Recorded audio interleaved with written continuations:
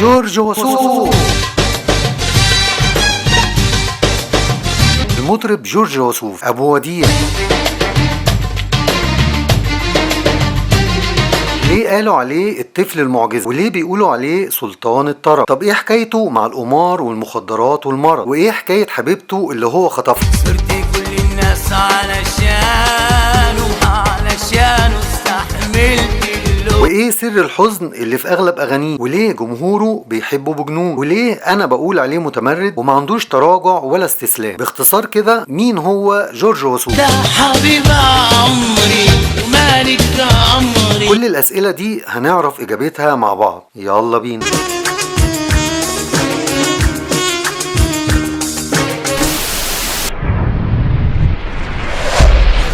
مساء الفل يا حلوين، ومش انا بس اللي بمسي عليكم، ده جورج وسوف كمان. يا ليلي بعد سلامي الناس الطيبة. في 23 ديسمبر سنة 1961 اتولد جورج وسوف في قرية كفرون في سوريا. ولد وحيد وليه 4 اخوات بنات. ابوه كان بيحب الفن وهوايته يغني مواويل، وبيقولوا ان امه كان صوتها جميل، فطلع جورج في بيت بيحب الفن وده ساعده كتير. ام كلثوم وعبد الوهاب كانت اغانيهم صعبة جدا، وفي مطربين كبار خافوا يغنوا اغانيهم عشان ما يبانش فرق الصوت وضعف الامكانيات، ويجي طفل عنده 10 سنين يغني لام كلثوم وعبد الوهاب ووديع الصافي وحليم. اي جرح في قلبي لا لا لا لا، اي لحظة حيرة لا لا لا لا لا. وكان بيبهر الناس، وعشان كده قالوا عنه الطفل المعجزة. ومش شغله سهله ابدا انه الفنان المطرب الرجل يعني انه يقدر يغني لأم كلثوم. لحد الان بكل حفله من حفلاتي بغني اغاني ام كلثوم. لسه فاكر كان زمان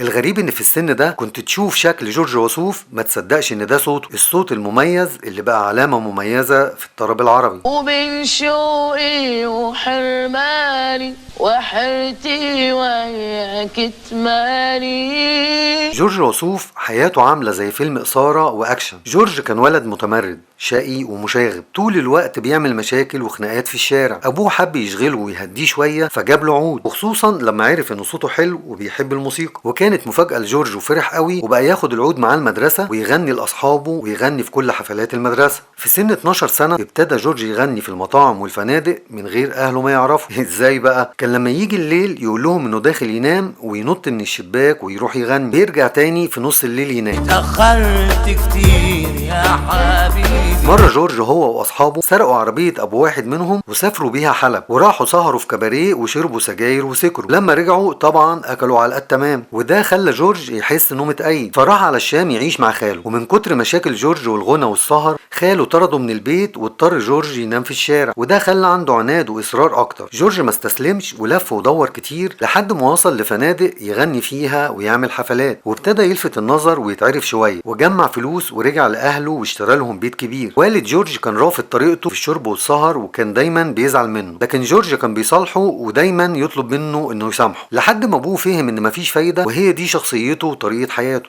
سنة 1977 سافر جورج على لبنان وكان عنده 16 سنة، واتعرف على الفنان وديع الصافي اللي وقف جنبه وساعده، واتعامل مع الملحن جورج يزبك وابتدى يحترف الغنى. وكانت أول أغاني جورج وسوف اللي تعبنا سنين في هواه عامل نفسه ما يعرفنا. أغنية حلف القمر، حلف القمر يمين وقال وأغنية لو نويت. لو نويت تنسى اللي فات واللي كان والذكريات. وابتدى جورج يتعرف ويتشهر وسافر على فرنسا وغنى هناك في اكبر فنادق، وابتدى يتنقل لكل دول اوروبا وكسب فلوس كتير جدا. لكن جورج زي ما قلنا كان شقي ومشاغب، فتعلم هناك لعب القمار، وفي مره لعب على كل الفلوس اللي جمعها وخسرها كلها، ورجع تاني يبدا من الصفر. وحدي انا والكاس والدمع بعيوني.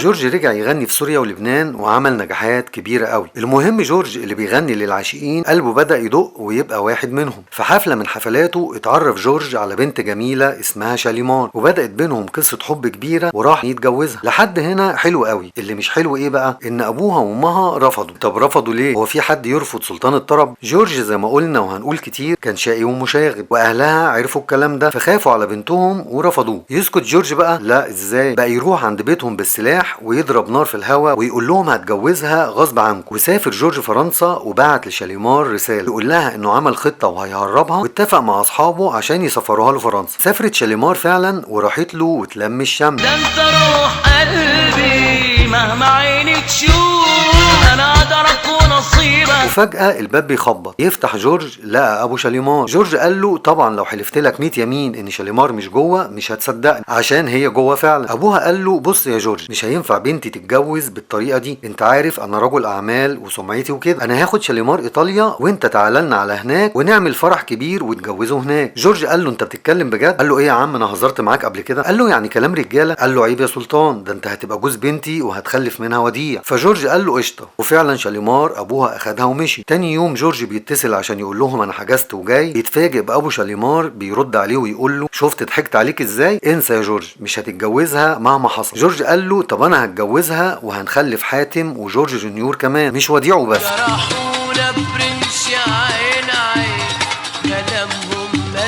المهم ابو شاليمار قفل عليها ومنعها من الخروج. فجورج بعت مع صاحبه شاليمار رساله وقال لها قولي لهم انك كرهتيني عشان عرفتي اني بعرف بنات وخلاص مش عايزاني. وفعلا اهلها اطمنوا وسابوها تخرج، وهربت شاليمار تاني وراحت لجورج واتجوزوا جواز مدني من غير ما يعملوا فرح. وده كان سنه 82، وفي الوقت ده كان جورج عنده 21 سنه وشاليمار 20 سنه.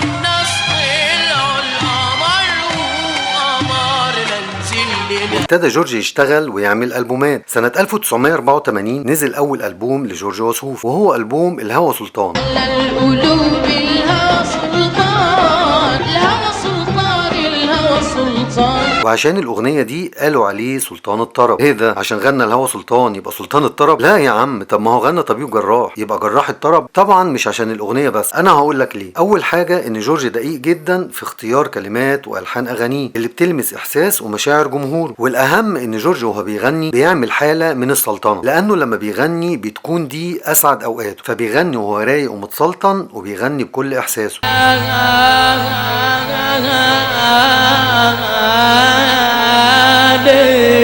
وده بيوصل لجمهوره وبيكون جمهوره هو كمان متسلطن، علشان كده لقبوه بسلطان الطرب. جورج وسوف يعني سلطان طرب بصراحة. يعني جورج وسوف أكيد.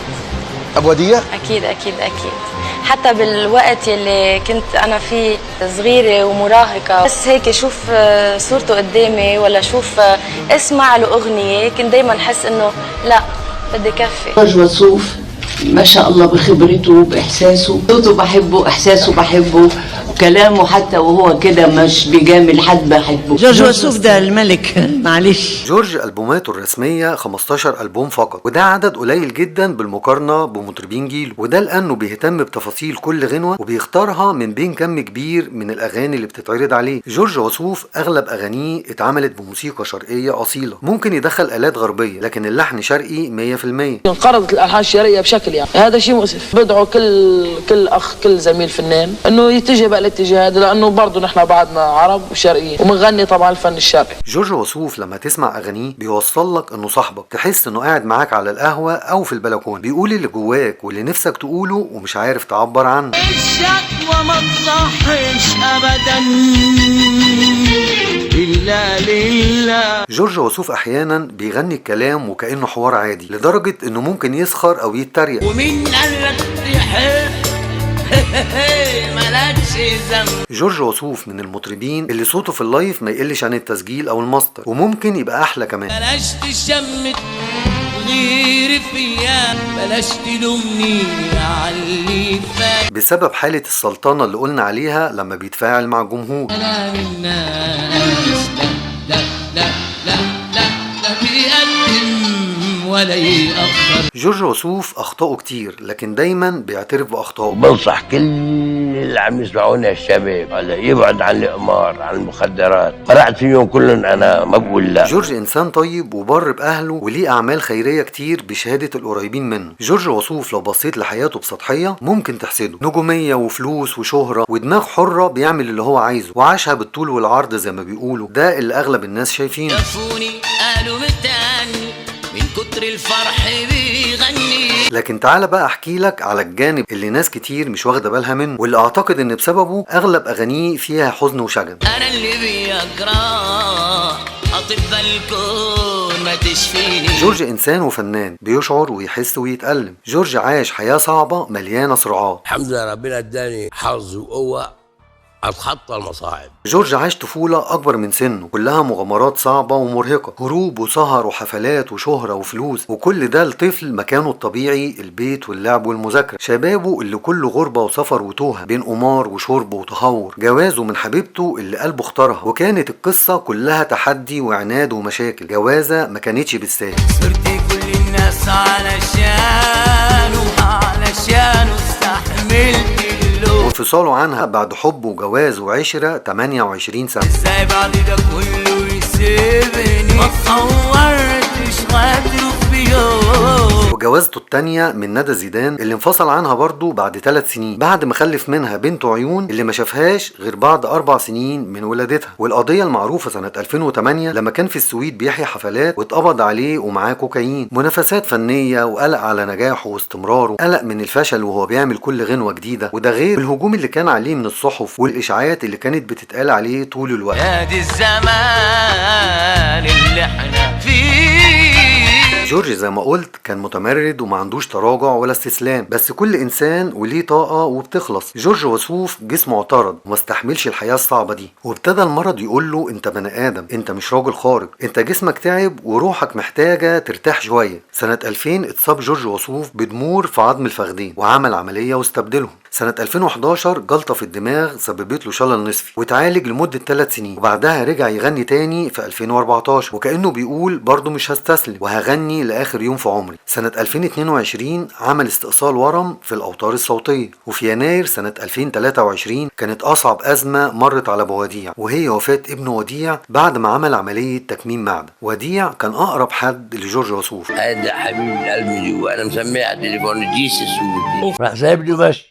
اخرب بيتك، انت صاحبي، انت ابني وانت اخويا وانت ابويا، انا ما فيش له اهل له. احساس جورج وسوف وهو في الجنازه يقطع القلب، وكانه بيقول انا قدرت على كل حاجه لكن ده انا مش قادر عليه. كانت لقطه مؤثره جدا في الجنازه لشاليمار وهي ماسكه ايد جورج وكانها بتقول له احنا انفصلنا لكن روحنا ما انفصلتش. وديع احنا طيب يا وديع. وكل الالم والحياه الصعبه دي هتلاقيها بين سطور اغاني جورج وسوف. حطيت على القلب ايدي وانا بودع وحيدي، دمع جودي يا عيني.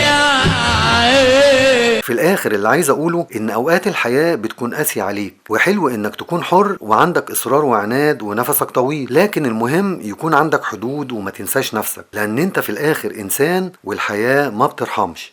ابو وديع قدم لنا فن وطرب استمتعنا بيه وهيعيش معانا على طول. ما تنساش بقى تشترك في القناة عشان تشوف الحلقات اللي جاية. انا قدرك ونصيبك هيصيبك، وابقى اتفرج على الحلقات اللي فاتت. سلام يا حلوين.